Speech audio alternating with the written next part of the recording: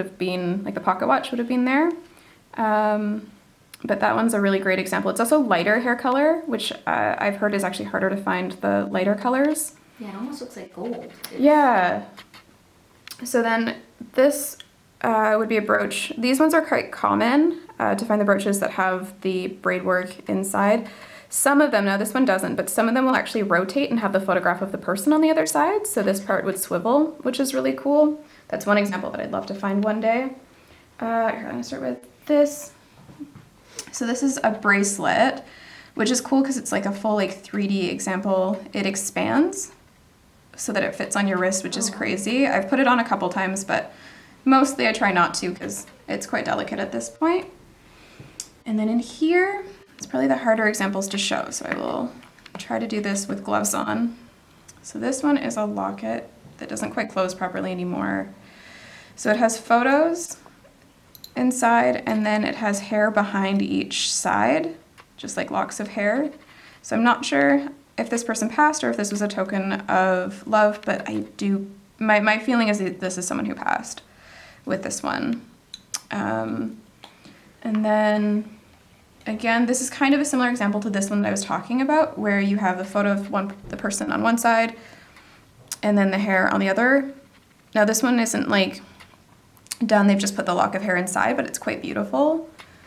And then this is probably one of my favorite examples of all. So this one came from one of the dealers who knew that I was looking for this stuff and had put it aside for me, which was really nice. Okay, good, I can get it open. So it's got a photograph of her on one side and then her hair on the other. So because of the age of the woman in the photo, I am convinced that this one definitely would be a mourning piece. So I just thought this was such a beautiful way to hold onto someone that you love and cherish, because then it's just in a very fine gold locket, and when you wear it, it's just simple. You know what that means to you, but it looks nice on you.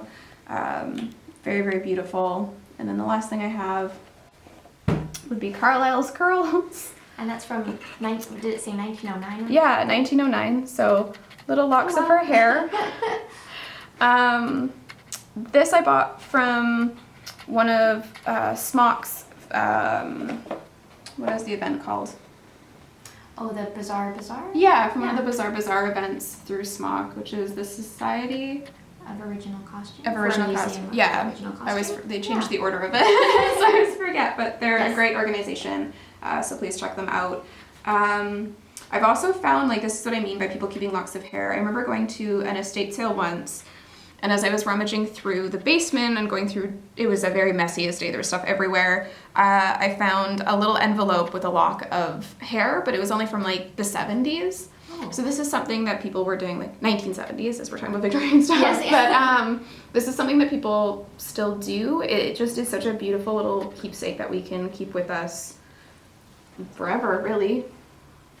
And then just the little close-up of the curlers and tongs and the hair receiver, which you would, yes, brush your hair, wrap it on your finger, and then just slip into that hole there until you had enough to create something with.